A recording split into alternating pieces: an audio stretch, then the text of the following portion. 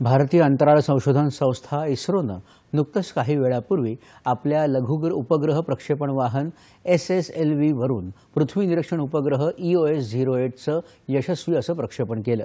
आंध्र प्रदेशातल्या श्रीहरिकोटा इथल्या सतीश धवन अंतराळ केंद्रातून हे प्रक्षेपण करण्यात आलं। या प्रक्षेपणानं इस्रोच्या यशात मानाचा आणखी एक तुरा खोवला गेला आहे। इस्रोचे अध्यक्ष S सोमनाथ यांनी प्रक्षेपणानंतर याविषयी अधिक माहिती दिली। हा उपग्रह पृथ्वीची छायाचित्र घेऊन हवामानविषयक माहिती देईल असं ते म्हणाले। आपत्ती व्यवस्थापन, पर्यावरण संवर्धन आणि रक्षण यामध्ये या उपग्रहाची मोठी मदत होणार आहे। या उपग्रहामुळे समुद्राच्या तळाशी असलेलं जग, त्याचप्रमाणे मातीत असलेला ओलावा आणि हिमालयाच्या पर्वतरांगांवर होणाऱ्या घडामोडींची माहिती मिळू शकेल। याशिवाय पूरस्थितीबद्दल देखील इशारा मिळू शकेल। इस्रोनं अत्याधुनिक तंत्रज्ञानाचा वापर करून हा उपग्रह विकसित केला आहे।